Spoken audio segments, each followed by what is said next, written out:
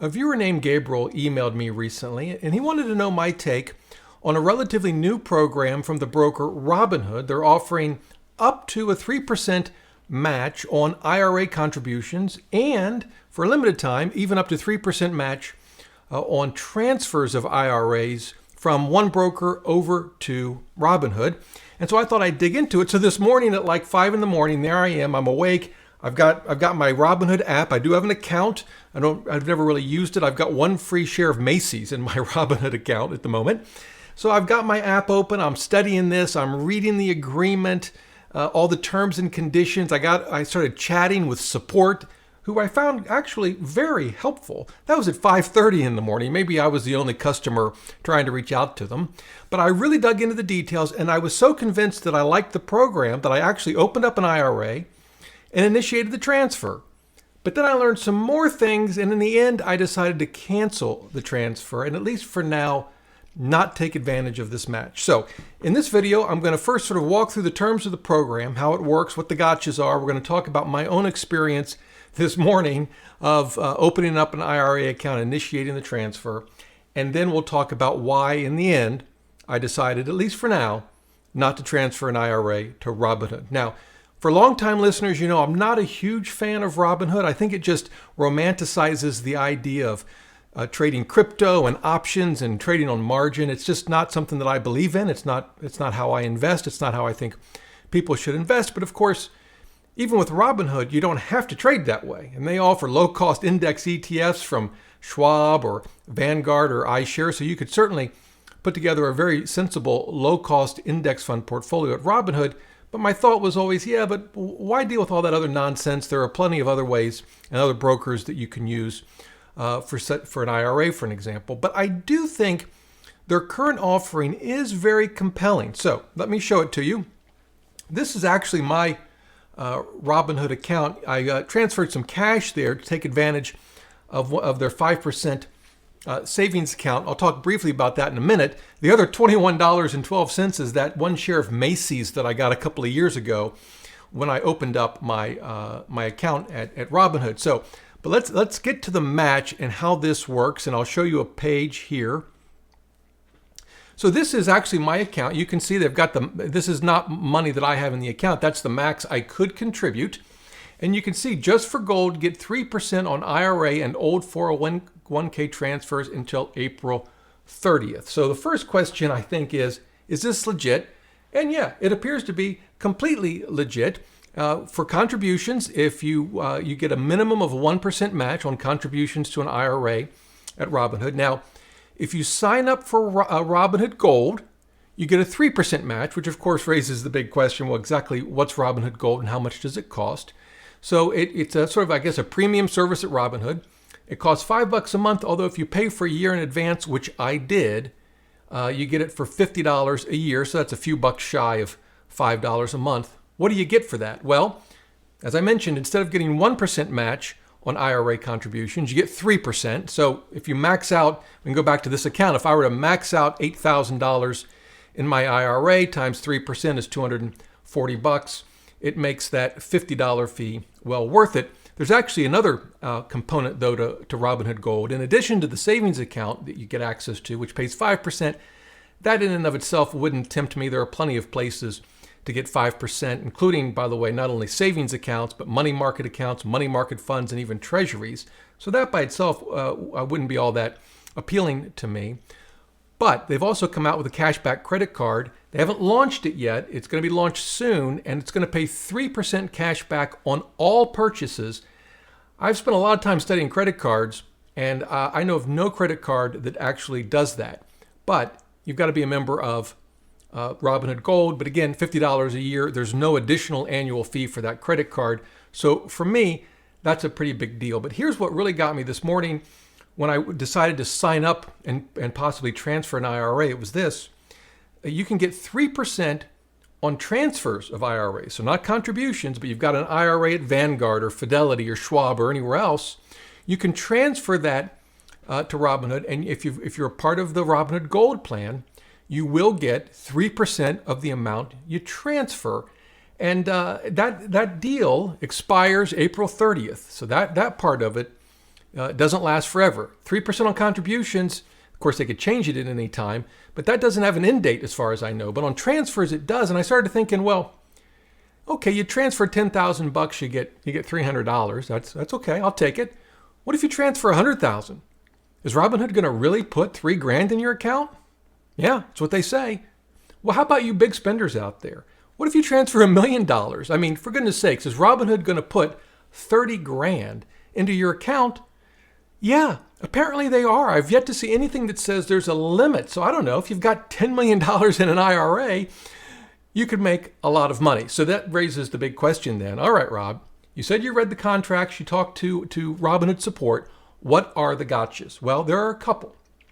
The first is you can't sign up for Robinhood Gold, do the transfer, and then cancel Robinhood Gold. You've got to keep it open. You got to have your Gold membership for at least a year.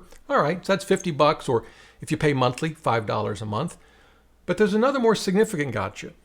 You have to keep the money in the Robinhood IRA for 5 years. Now, in and of itself, that didn't strike me as a big deal. I'm not one to start moving my IRAs around a lot. So the thought that I would keep it in one place for 5 years, yeah, I'll probably do that. So if I took advantage of this deal, not a problem. But what if you need to take distributions from your IRA, either because you're at that age where you have required minimum distributions, or because maybe you're not in your 70s yet, but you're in retirement and you're spending money? How does that affect the match? Or what if you just decide you need some of the money? And this is where I dug into the agreement, and frankly, it wasn't 100% clear to me. And so that's when I got onto support with Robinhood, and they answered my questions. Now, I'm going to show you this page, and I will link to this. This has a ton of great FAQs on this IRA match. I'm going to show you one in just a minute. But let me tell you what I've learned. First of all, let's assume you transfer $100,000. They add $3,000 to your account, so you have $103,000. You have to give back some of the match if you take a distribution from your Robinhood IRA and it reduces your balance below what you initially transferred. So in this case, $100,000. So if you're at $103,000 and you just say you take a distribution, it doesn't matter if it's because of an RMD or simply because you just take the money out for whatever reason, you take out $13,000 and it takes your balance down to $90,000. According to support at Robinhood, you would have to give back 3%, assuming you were a part of Robinhood Gold and that was the match you got, 3% of the difference between what you transferred in initially, $100,000, and your balance after the distribution. In this case, $90,000, so that's $10,000 difference. So you'd have to give back 3% of that amount. So that got me thinking, well, what if I don't take any money out? I've got $100,000 transferred, they add 3, and the market drops. And the value just goes down to $90,000 because the market declines. What they tell me is, no, that's not a problem. That doesn't trigger a clawback of anything. So then I said, you could tell I really put the user support to the test. I said, okay, what if that happens? I'm down to 90 because the market declines, and then I decide to take 5,000 out. So now I'm down to 85,000. Well, I have to give back 3,000 of that, or 3% of that 5,000 I just took out, or do they look at it from that 100,000 all the way down to 85? Do I have to give 3% of that amount back? And they said, yeah, you do. It's that larger amount, even though 10,000 of that was from market declines, and that in and of itself didn't trigger any clawback of the match. If you then take a distribution, in this example, $5,000, that then further reduces your balance to 85,000, you have to give back 3%, in this case, of that full $15,000. So that's something to keep in mind. Now, on the good side, let's say the market goes up and your $103,000 turns into $125,000. Well, you can take up to $25,000 out of the IRA without triggering the clawback, because that would take you down to $100,000. At least that's how I read the agreement, and it's what the support folks told me at Robinhood. Now, I will show you this in the FAQs, and I highly recommend you read them, but one of them is, do I get to keep the IRA match if I withdraw money from my IRA? And they have the 5-year rule, not to be confused with the 5-year rules for a Roth IRA conversion. And they have some examples. So I highly recommend that you look at this. Now, one question I also had was, well, what if I convert? What if I open up a traditional, put $100,000 in it, you give me 3, and then I convert some or all of it to a Roth IRA at Robinhood?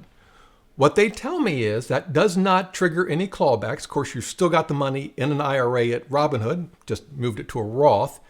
They did point out, though, if you're trying the backdoor Roth IRA, so you put in after-tax money in it to a traditional IRA, and then you convert it, along with converting the amount of the match that you've been given, that match is going to be taxable. Now, fair enough, you've not paid any tax on it, but something to keep in mind. Then that got me thinking, well, wait a minute. Could the match put me over the annual contribution limit for an IRA? Turns out, according to Robinhood, no, it cannot. Why? Because it's deemed interest. It's as if you've earned interest on the account. So it actually doesn't count towards your contributions. You could put the full amount in for a given year. You get the match, and that goes towards, it's counted towards interest in your account, not towards a contribution. Now, I know I've thrown a lot at you. Again, I encourage you to look at the FAQs. I do want to share my experience briefly with doing all of this, and then why did I, in the end, decide, at least for now, I'm still analyzing it, but for now, deciding not to. So I did all of this on my smartphone, otherwise known as an iPhone. And like I said, I already had an account, but the first thing I had to do was open up an IRA. And it turns out you tap once because you want to open up an account. Then it asks you, well, what kind of account do you want? Well, for me, it was a traditional IRA, so I had to tap a second time. And then it said, okay, can you agree to our terms and conditions? I agreed. And that was it. I was done. 3 taps and I had an IRA at Robinhood. It was so quick, I thought I'd missed something. I kept going back to figure out what I did wrong. It literally took me 10 seconds. Not kidding. And that's only because I'm a relatively slow tapper. You younger folks, I'm sure, can do it faster than that. So then the question was, how do I go about transferring an IRA? Boy, that's got to be a big pain. In my case, I was going to transfer a relatively small IRA from Merrill Edge. Turns out it's incredibly easy. Again, with that tap thing, I tapped on my phone. It asked me for the account number of my IRA that I wanted to transfer. I put that in. It asked me if I had certain kinds of investments, mainly options or mutual funds, things that they may have trouble transferring. I didn't. In my case, I have a Schwab TIPS ETF. That's it. Actually, in a little bit of cash. So I answered that question, and I was done. The transfer was set up, and Robinhood was going to take care of it from there. It was incredibly easy, and I do have to give Robinhood a lot of credit. I've transferred IRAs before. I've rolled over 401ks.